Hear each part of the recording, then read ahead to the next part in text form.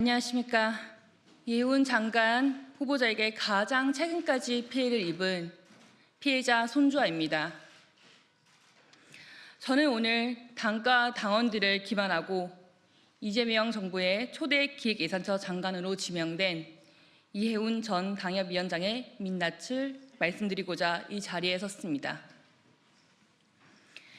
이해운 장관 후보자는 전직 3선 의원이자 당협위원장이라는 힘을 이용하여 지역구 당원들을 갈라치기 함과 동시에 지역구 시구 의원들에게는 갑과 을의 관계로서 본인에게 충성하도록 길들이는 등 당협위원장의 권한을 사유하에 조직을 통제의 대상으로 만들었습니다.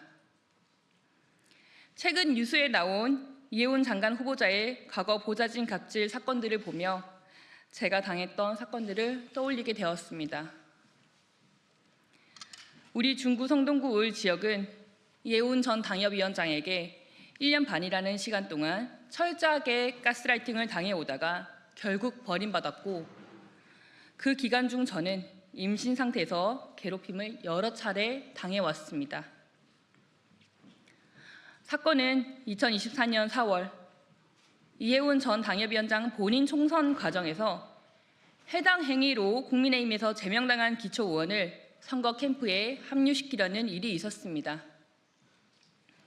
제명당한 이 기초의원은 민주당과 야합해 제명을 당했던 인물입니다. 저 포함 구의원 3명은 해당 과정에서 당과 후보에게 분명한 부담이 된다고 판단돼 문제를 제기하였습니다. 그런데 그 일이 있은 후부터 오히려 총선 운동 과정과 이후 당협 활동에서 배제를 시키며 당협 내 갈라치기를 시작하였습니다. 총선 이후 이해운 당협위원장은 낙선의 핑계를 해당 구의원 3명에게 탓하였고, 2025년 2월에는 사람을 매수하여 허위사실로 윤리위원회 제소가 이루어지도록 하였습니다. 당시 저는 임신 초기였습니다. 작은 스트레스에도 매우 조심스러운 시기라 허위 사실에 대한 소명으로 끝낼 것이라 생각하여 크게 신경 쓰지 않으려고 노력했습니다. 그런데 윤리위원회에 제소된 저 포함 당사자들은 증거와 증인까지 사실관계를 충분히 소명했음에도 불구하고 2개월 당원권 정지라는 중징계가 내려졌습니다. 너무 힘들었습니다. 열심히 지역과 당을 위해 일해온 저에게 힘으로 거짓 증인까지 내세운 당협위원장의 괴롭힘을 겪으면서도 당시 저는 제 아기를 지키기 위해 더 이상 그 무엇도 하질 못했습니다.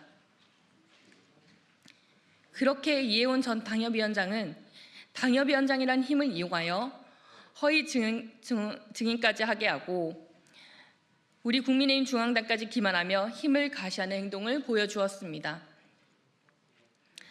저는 공정한 징계라기보다 경고였고 본보기였으며 조직을 길들이기 위한 수단이었다고 생각을 합니다. 이해운 전 당협위원장에게 기만당한 주요 당직자분들께서도 이번 일로 인해 이해운 전 당협위원장의 실체를 아시게 되었으리라고 생각합니다. 하지만 이게 끝이 아니었습니다. 최근 기사에도 난 사안으로 성희롱 발언으로 솜방망이 징계를 당한 의원 사건이 있었습니다. 중구 의회 내 동료 여성 의원에게 아버지 뻘인 사람과 사귀는 사이다, 중구 여자와 술을 마시면 술맛이 떨어진다라는 등 2차례의 성희롱, 여성 비하 발언을 한 전력이 있는 지역구 의원을 자신에게 매우 잘하고 있다는 이유만으로 징계는커녕 의회 의장에게 징계에 대한 사안을 봐달라는 취지로 감사하며 자신의 정치적 채찍꾼으로 두었습니다.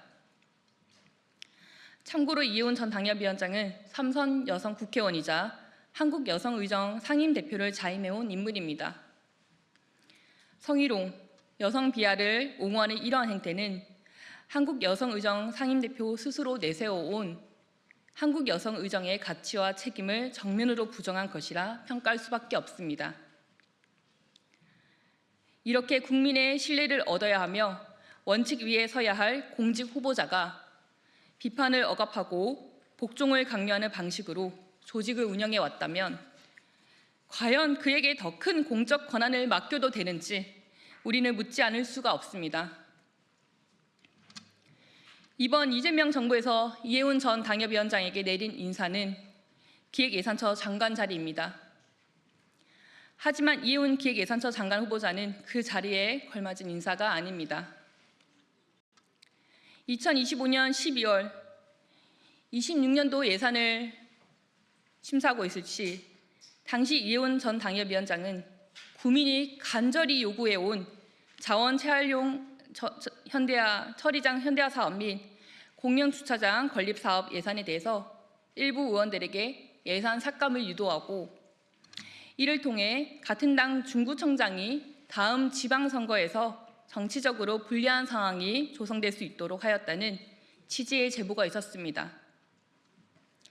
이는 중구의 발전이나 당의 승리를 위한 판단이 아니라 특정 정치인의 이해관계를 관철하기 위해 지역 정책과 예산을 수단화하려 한 행위로 볼 수밖에 없습니다. 주민의 삶과 직결된 정책 예산을 정치적 유불리 계산의 도구로 삼는 것은 지역 정치를 심각하게 왜곡하는 행태이며 결코 정당 정치의 범주 안에서 용납될 수 없는 일입니다. 이러한 행태를 자행해온 이해운 장관 후보자가 기획예산처 장관이 된다면 개인적인 감정으로 예산을 다루게 될 것이 분명합니다. 지금까지 제가 제기한 사건들은 개인적인 감정이나 정치적 유불리를 따진 주장이 아닙니다. 이는 지역 정치 현장에서 확인된 구체적인 사례들을 통해 드러난 권한의 사유화와 정당 민주주의의 훼손, 그리고 당원과 주민의 뜻을 배제한 정치 운영에 대한 문제 제기입니다. 정당에 속해 정치를 하면서 당파성에 매몰돼 사안의 본질과 국가 공동체가 처한 위기의 실체를 놓쳤음을 오늘 솔직하게 고백한다라고 말한 이해운 장관 후보자에게 되묻고 싶습니다. 후보자님, 혹시 장관이란 자리에 매몰돼 본인이 과거에 일으킨 행동들에 대해서 국민 앞에 부끄럽진 않은지요? 그리고 본인이 자질 부족을 놓쳤다는 것을 모르시는지요?